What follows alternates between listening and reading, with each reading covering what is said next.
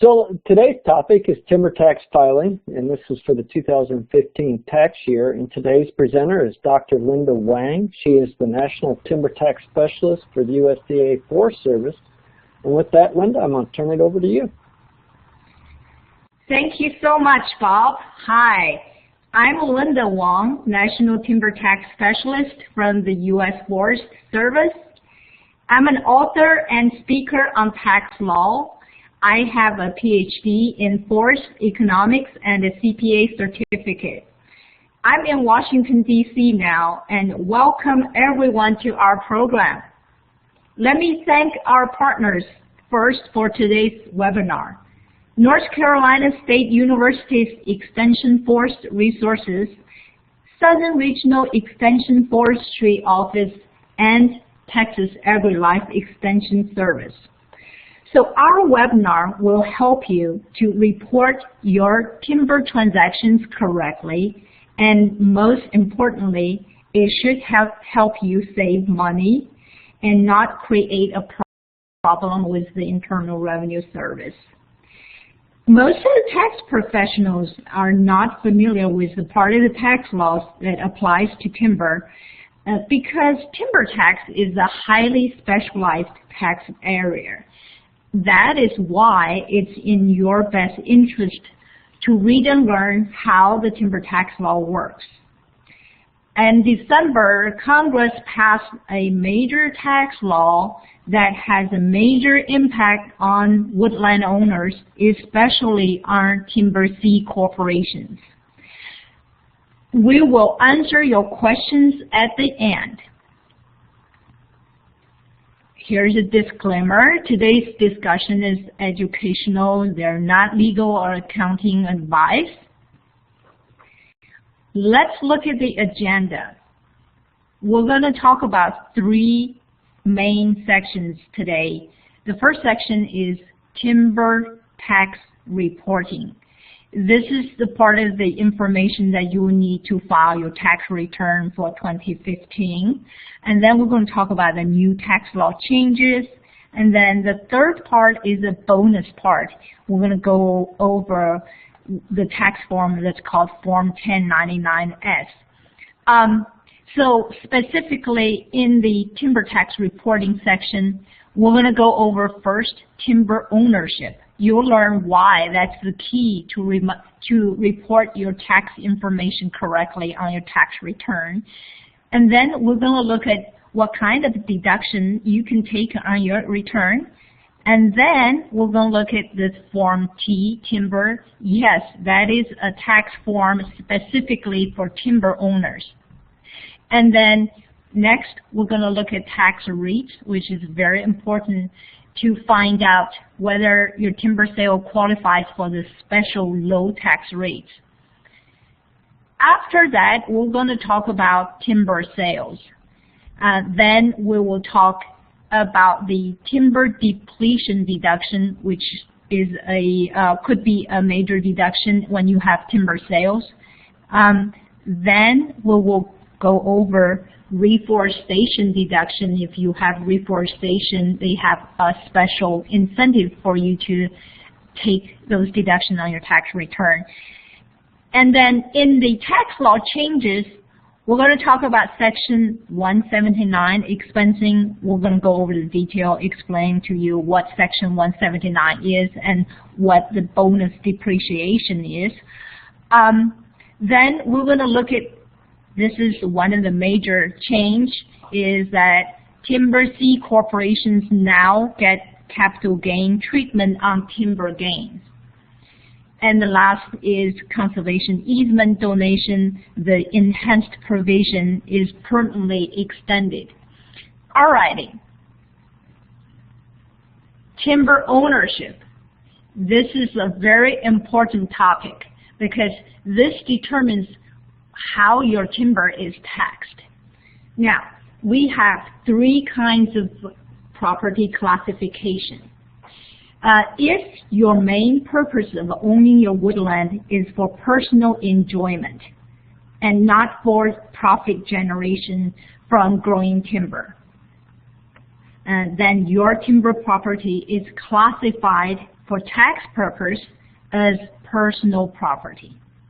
Examples of personal property, personal enjoyment could be hunting, fishing, family retreat, and those are personal enjoyment in this category. And your main purpose is personal enjoyment, not for generating profit from growing timber. And that is fine. However, for tax purpose, there is a disadvantage of owning your property as personal property, and that is, in general, if you have a loss from your personal property, a loss meaning your income is less than your expense, then that loss is not deductible on your tax return. So in other words, your tax deductions may be very limited. Now, if your main purpose of owning your woodland is for generating profit, your woodland is classified as investment property, which enjoys favorable tax treatment. That is, you may deduct timber expenses within set limitations, but you can deduct timber expenses. And the third category is business property.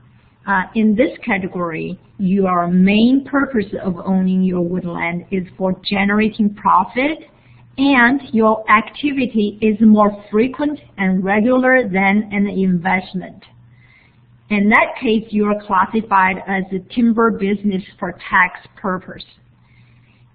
The main advantage of business classification is that you get to take deduction fully if you meet the requirement. So you can see profit motives are very important. And that depends on factors such as whether the time and effort you put into the activity indicate an intention to make a profit, whether you depend income from the activity, whether you have the knowledge to carry on the activity as a profitable business, etc.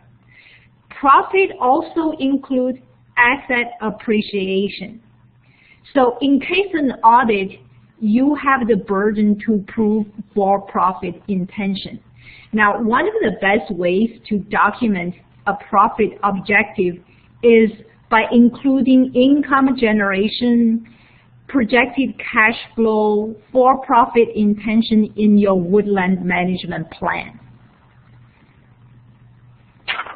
All right, so if you have for-profit motive, you may take tax deductions on your tax return. So these are the examples of deductible expense. Remember to keep good records on your expense. The first one is tools of short useful life with small cost. The example, axes and hand saws. Hired labor, fees of consultant, fees of accountant. Those are all deductible expenses. The property tax you pay annually on your land, that's also deductible. The cost of prescribed burning, those are deductible expenses. The expenses of fire, insect disease control and protection, those are annual deductible expense. It also includes road and fire break maintenance cost, and also overnight travel cost. These are all timber deductible expense to manage your timber if you have profit. How do you report timber expenses? What kind of tax form do you use to claim those expenses? So we talk about the difference for different kind of investment, the property investment versus timber business. So for investment property here, you report deductible expenses on Form 1040 Schedule A.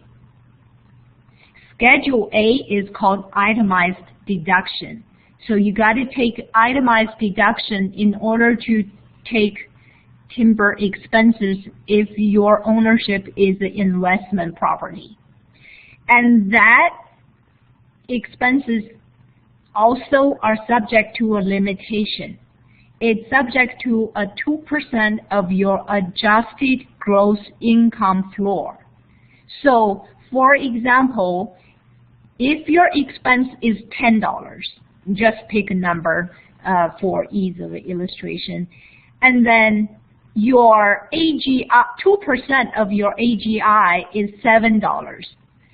So you cannot deduct the entire $10. That's the expense. What you can deduct is $10 minus 2% of your AGI, so you end up deducting only $3 here. So as you can see, for investment property, you do have that limitations here. All right, if you own the timber as a business, then you report the expense on Form 1040, Schedule C, and that if you materially participating in the business, you're going to meet that requirement here. And material participation is based on the number of hours that you participate in your business. And we don't have a lot of time to go over the detail. In the end, I'll show you a couple of references that you can use to read how to qualify for material participation if you're running a timber business. Alrighty. The next subject we're talking about, Form T. Yeah, Form T is a tax form, and it's called Forest Activity Schedule. It's called an information tax return. And the form has 5 parts. First part is acquisition. That's when you acquired your property. Second part is called timber depletion, which we're going to go over this second part, the depletion specifically in a little bit. And then the third part is called profit loss from timber sale, land or timber sale. Reforestation, timber stand activity is the fourth part. So you could do a thinning on timber stand, so that's the part you report. And then if you sold your land, that's when you file ownership. That's the ownership changes part. So who are required to file Form T? Who must file Form T? If you look at the instruction to Form T, it listed 3 conditions for people who must file Form T. And then it listed an exception to people who are required. So it's called occasional timber sellers. Occasional timber sellers are not required to file. Occasional is defined as 1 or 2 sales every 3 or 4 years. So that means if you have a timber sale for a long time, you haven't had a timber sale for a long time, and you probably have one in 10, 20 years, then you are considered an occasional timber sellers. In that case, you are not required to file this form. As I can tell you, that form is very technical. It has a lot of forestry terms, 1,000 board feet, cords. Most CPAs probably are not going to be familiar with those terms.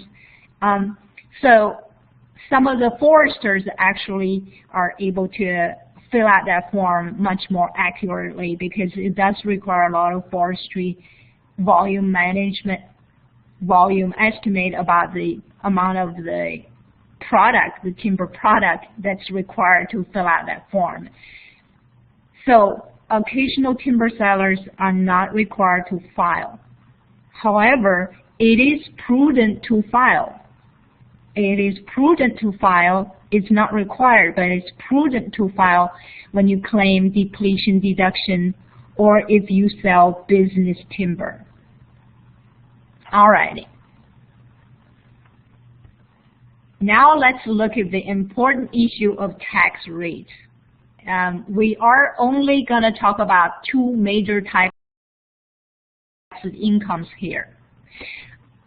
You have ordinary income, and they are subject to different tax rates than what's called long-term capital gains.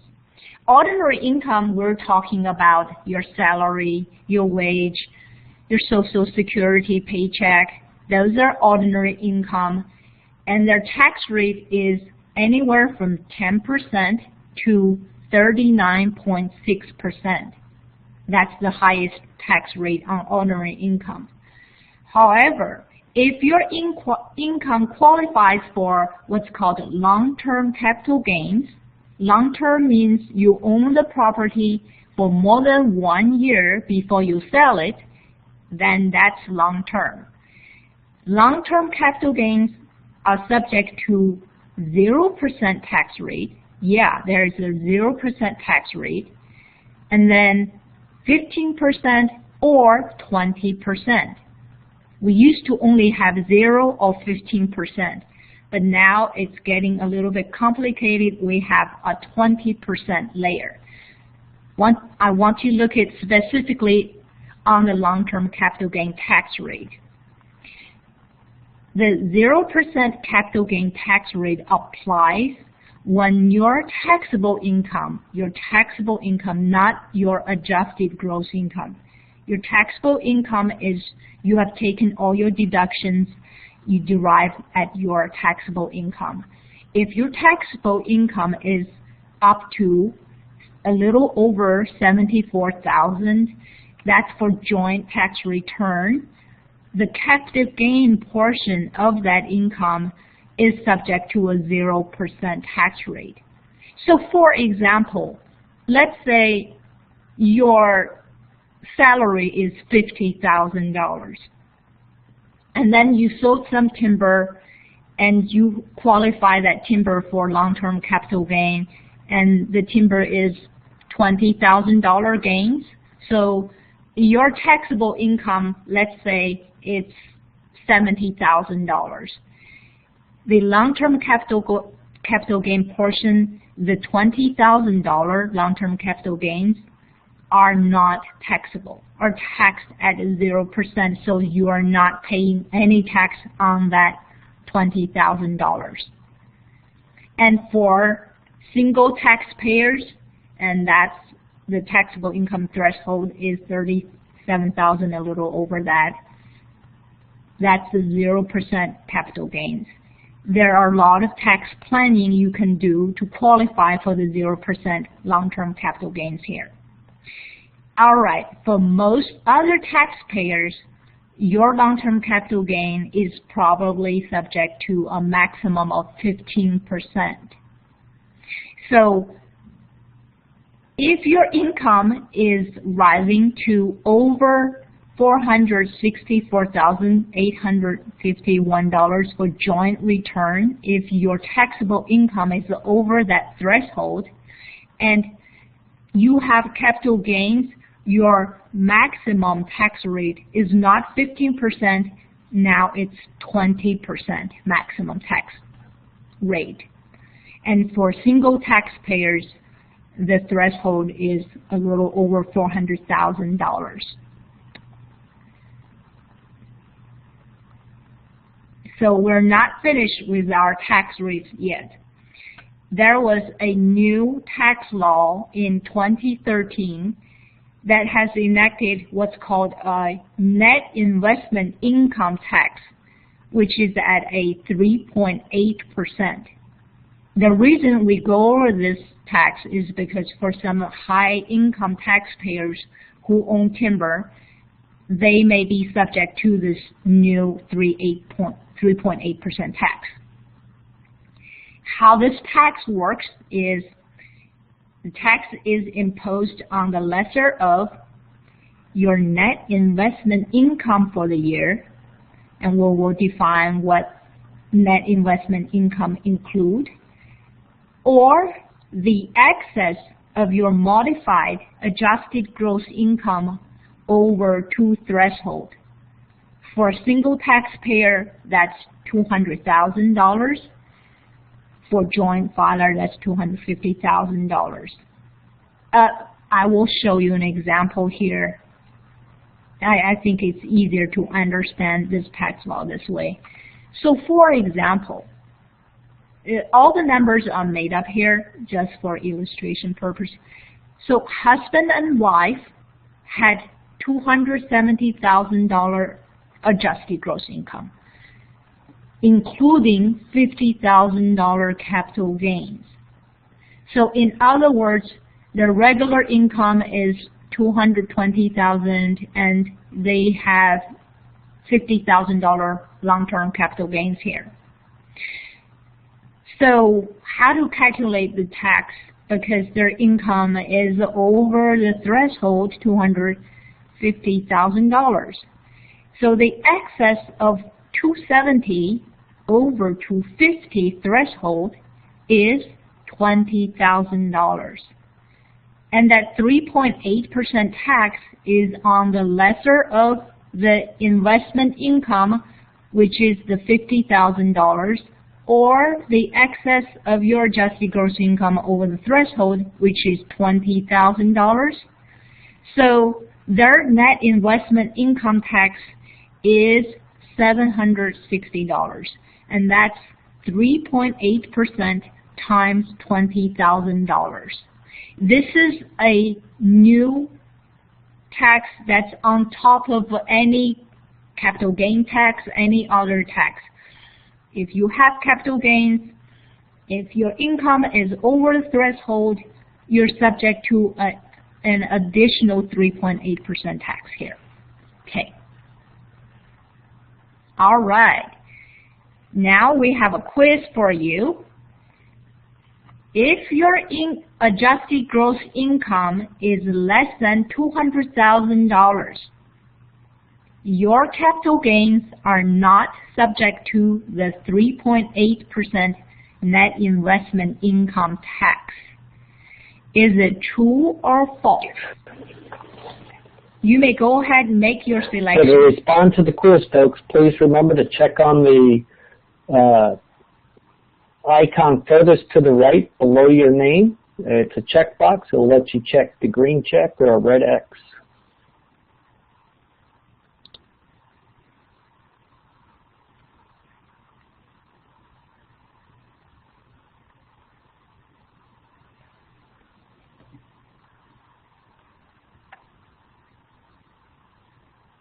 Alrighty, I think most people made their selection, Bob. You can publish the result now. Okay. We have all kinds of selections here. Most people chose the correct one because the threshold, $200,000, and that's for whether if you're married filing joint, that's $250,000, but if you are married filing joint and your income is less than $200,000, then your income is not that high to be able to subject to this tax. But so yeah, nobody wants to subject to this tax, but I'm just saying that yeah, if anyone either filing single taxpayer or joint return, if their income is less than $200,000, we don't need to worry about it. We don't need to worry about this part. For the most part, most folks do not need to worry about this tax here. Alrighty. How do we report timber sales? Well, it depends on the kind of ownership that you have. The first kind is sale of standing timber if you held the standing timber as an investment property. And that is good news. Sale of standing timber held as an investment is a capital gain, And you report on Form 1040, Schedule D, and then we have a relatively new form called Form 8949, and you can also it's good to report on this one, and then it'll transfer to Schedule D. Now the new design is you start with this form and then transfer to Schedule D. So just remember, when you work with your CPA, if you have a timber sale, while foresters call it stumpage, it's called standing timber. And if you sold that kind of timber, if you own your property as an investment, it is a capital gain. Very, very important. A lot of our tax professionals are unaware of this special incentive. Alrighty. This second portion is that if you own your timber as a business and you had a timber sale, it's called sale of standing timber. Okay, next we're going to have a sale of felled timber, so it's different. If you have a sale of standing timber in business, then it is also capital gains if it's held for more than 1 year. So remember, to meet the requirement for long-term capital gains here, you must own the timber more than 1 year before you sell it. Okay, and the tax form to report on is different than an investment property. The tax form is called Form 4797, and then the calculation will go to Schedule D. Schedule D is capital gain and losses. So that's where you report sale of standing timber in business. Alrighty. This part of the timber sales, it probably doesn't apply to a lot of small landowner timber sale, but if you sold timber while it's felled, you're not selling a standing timber, your contract actually involves in selling timber after it's cut, maybe also transported to the mill, then an entirely different tax code applies.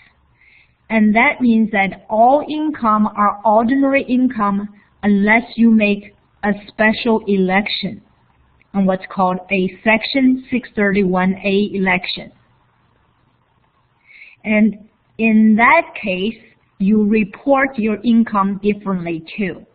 Where do you make that Section 631A election? Once you make that election, part of the gain are long-term capital gains on the standing timber appreciation part. The sale of felled timber and transportation, that part, if you have any gain, is ordinary.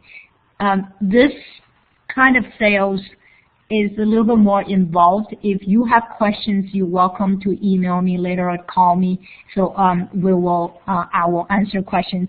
So for right now, if you have this kind of sale, you make a Section 631A election by checking the yes box on Form T.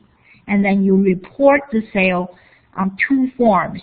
The capital gains part is on Form 4797, and the ordinary income portion is on Schedule C. So this part is a little bit complicated. Most of the timber companies are using this type of timber sale. Alrighty. Let's look at what's called a depletion deduction. First, depletion is a deduction from timber sale income. And depletion is calculated using the basis. So how do we set up the basis, and what is timber basis? For purchased property, your timber basis is the cost you paid for the property. So if you purchased the property 30 years ago, we need to go back 30 years ago, look for the record to see how much you paid for the property 30 years ago. Look up that cost number. And that is your basis. The basis for land and timber must be separately documented. If there's no timber at the time, then at the time when you purchase property, then your basis probably is 0. Also, for inherited property, the definition is different for the basis.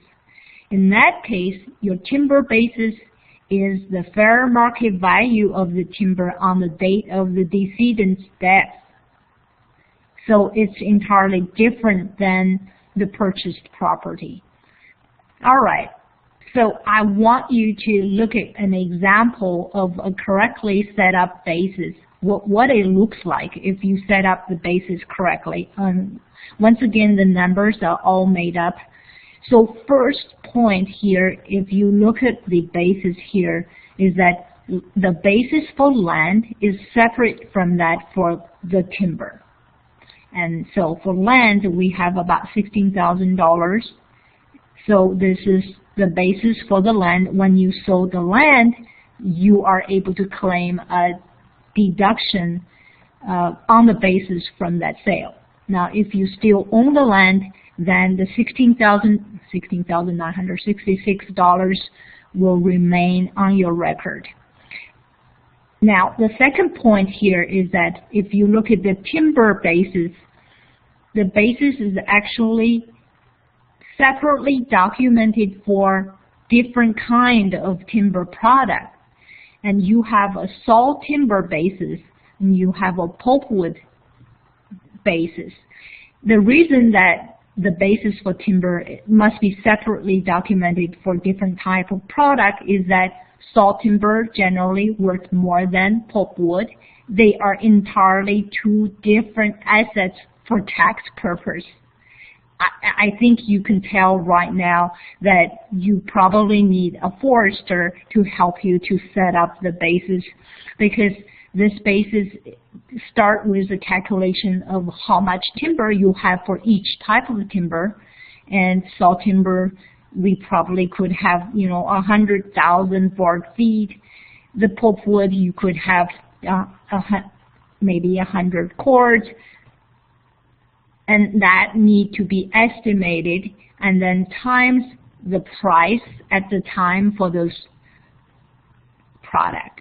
And for saw timber, we also have pine saw timber and hardwood saw timber, and they are different. They need to be separately documented for basis purpose. Same thing for pulpwood. Pine pulpwood is different than hardwood pulpwood. All right. Now here is the question on the basis if you inherited the property. If I inherited the timber property 10 years ago, does this mean I have to go back 10 years to estimate the fair market value of my timber to set up my timber basis? Now you can make a selection whether it's a yes or no. And recall the definition of timber basis for inherited property is the fair market value of timber on the date of the decedent's death.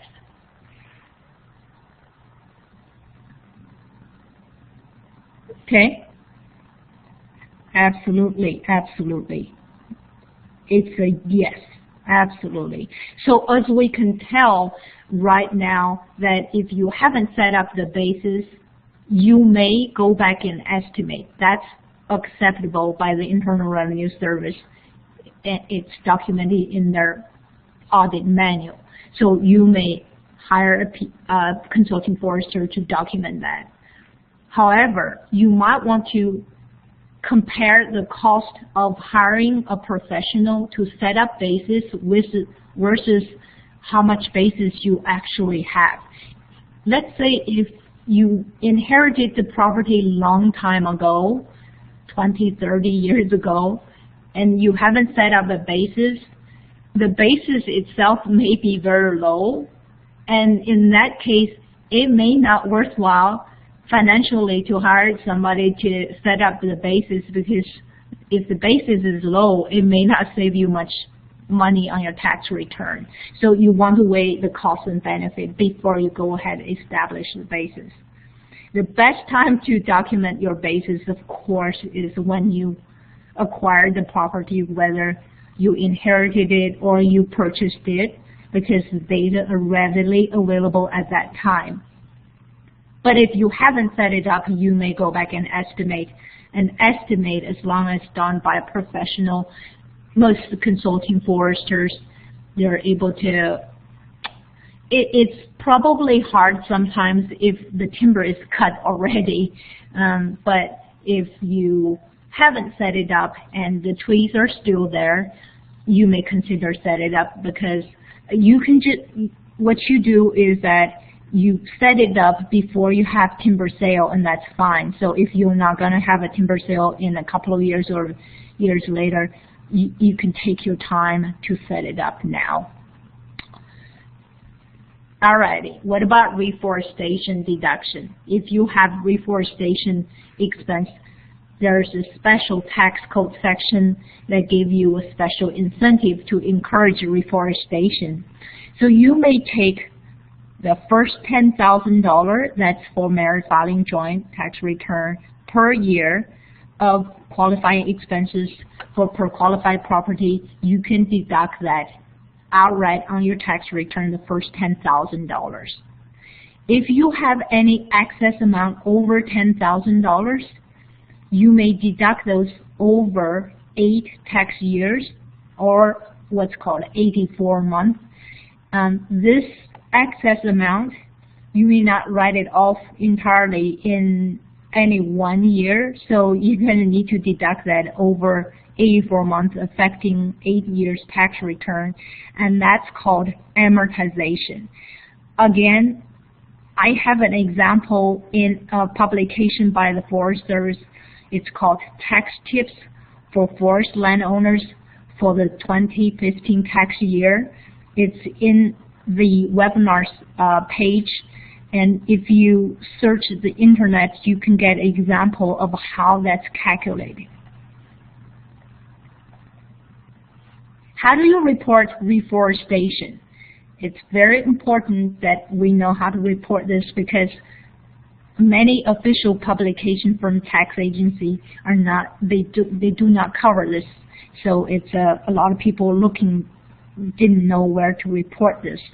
For timber investment property, you take that deduction on Form 1040 in the front page as an adjustment to income.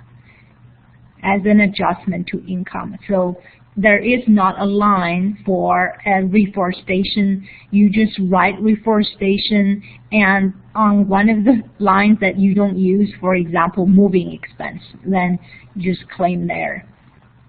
For timber business, you take that deduction on Form 1040 Schedule C for the business, or Schedule F for a farm. Okay. Also, if you have the excess amount over the $10,000, you must specifically elect to amortize, remember that word, reforestation expense on Form 4562, Part 4 there. You make that election. You must make this election to deduct that expense, that additional expense. Also, according to the form instruction, you must attach a statement to your tax return. A statement is just a blank piece of paper. You write down these several informations and file with your tax return. The first one is called Unique Stand Identification Number. This is probably mostly for the commercial property. Most probably small woodland owners don't have a unique stand identification number. I mean, if you do, then include that. What that means is that they don't want you to combine the rest of the property with your reforested property. They want a clear distinction between reforested part versus the part that's still remaining on your property. Total acreage reforested during the year, nature of reforestation treatment, that means reforestation or artificial generation, those both qualifies. Total qualified expenditure eligible to be amortized, so how much you spend on that. All right. Now it's the second part, which is the tax law changes. The first part is called increased depreciation deduction. Section 179 expensing is for running business. So if you're owning property as a investment, you don't need to worry about this part. But if you are qualifying as a business, now under Section 179 expensing, you may expense up to $500,000 that you spent on qualified timber property in 2015. For example, tractors, for example, computers, those machines and equipment that you use to manage your properties. If you're running a business, qualify for Section 179 deduction, you may expense up to $500,000. Before the December tax law change, it was only $25,000. So it's a huge jump. The bonus depreciation is additional depreciation deduction on top of 179 expensing.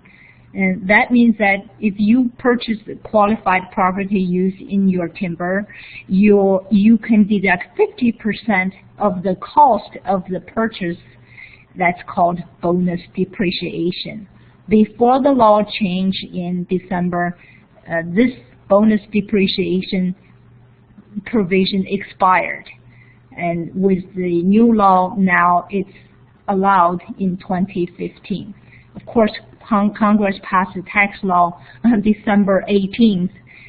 Probably is not very helpful for the tax planning because it's already in December, and most taxpayers are not sure about whether this provision is gonna still available or not. But now it's available, and it's available for the entire year of 2015. This is a major change for C corporations. A C corporation is just the C means subchapter C in the Internal Revenue Code. So some of the companies are LLC and they are not C corporations. So if the timber company is a regular corporation, normally it's probably a C corporation, they get capital gain treatment for timber sales.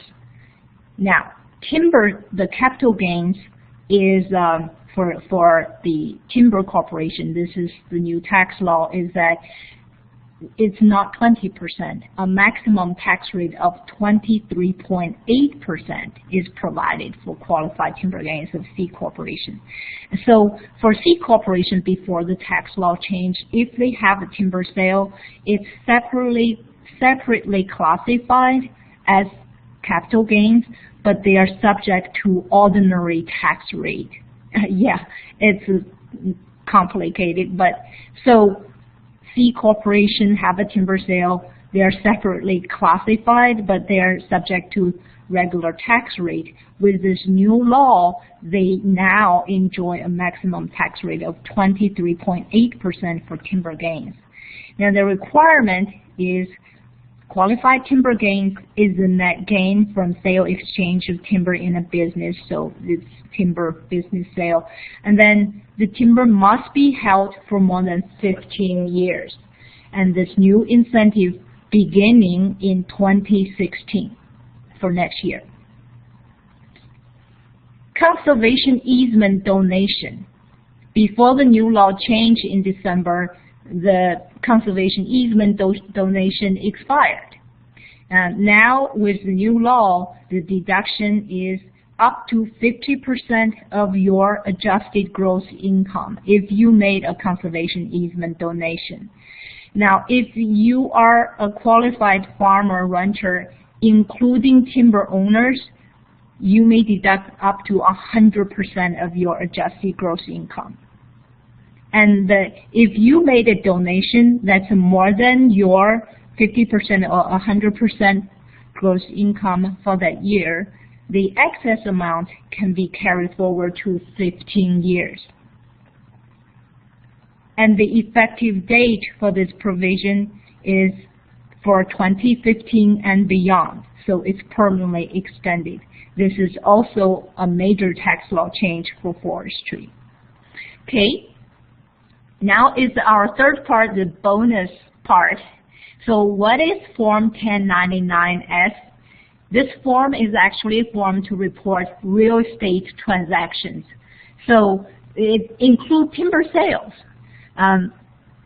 From the tax regulations, now both pay-as-cut and lump sum timber sales are subject to Form 1099-S reporting.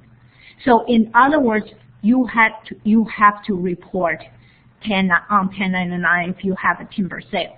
It's no longer optional. It's been required for a couple of years already. And if we don't file this form, there are penalty, interest. So it's very important to know whether you sold timber lump sum or pay as cut. Now it's subject to the Form 1099-S reporting. One of the main things that we need to figure out is who must issue or who must file 1099-S. Well, the first one is the person, including attorney or title company, responsible for closing the transaction. The person responsible for closing the transaction. So if you have attorney, that would be the first person in line to issue 1099-S. Now, if we don't have the first, the second in line is a mortgage lender.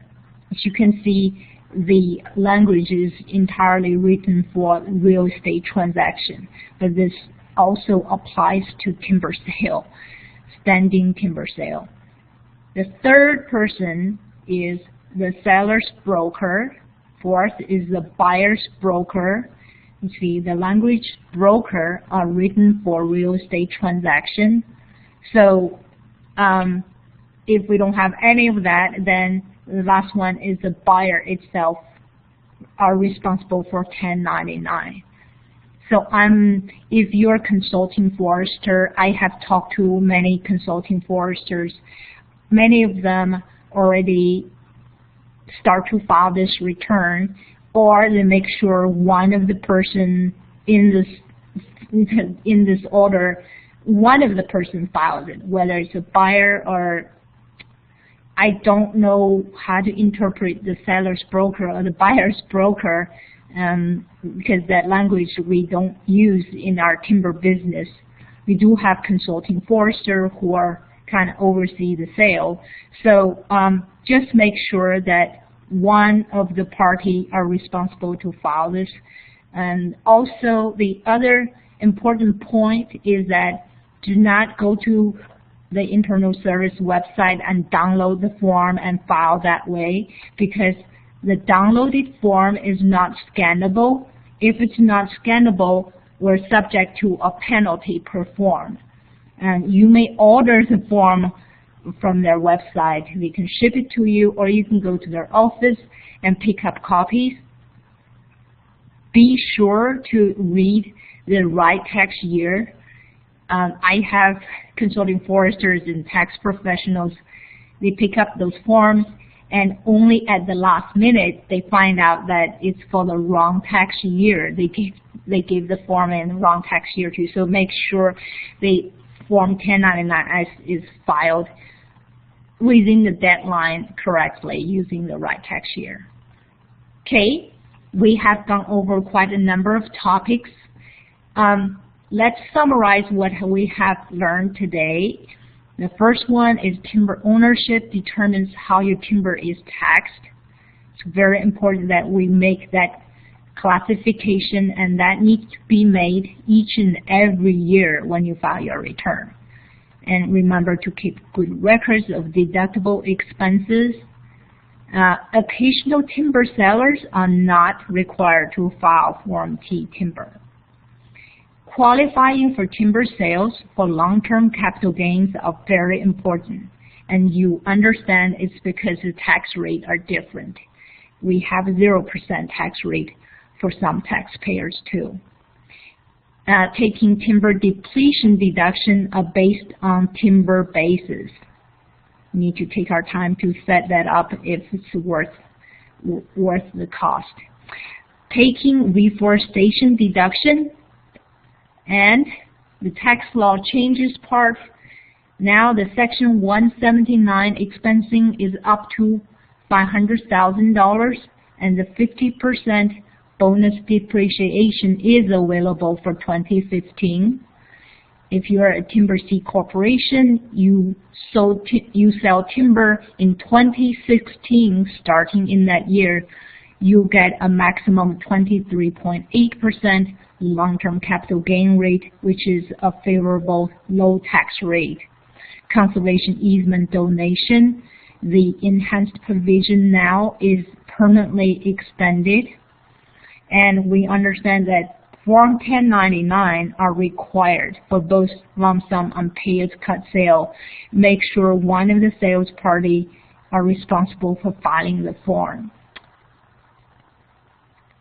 All right, so I'm sure we need more additional information if you want to find some readings to understand the tax issue for timber owners.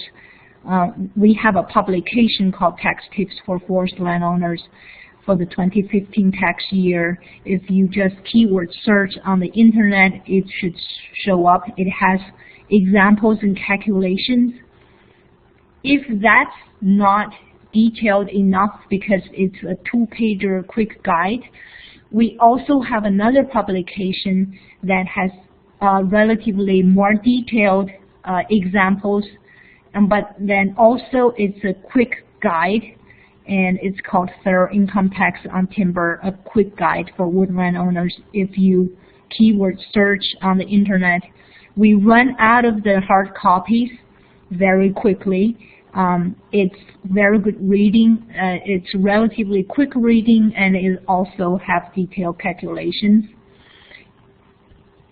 I think right now we're going to answer your questions. You may type in your questions in the chat window, and we'll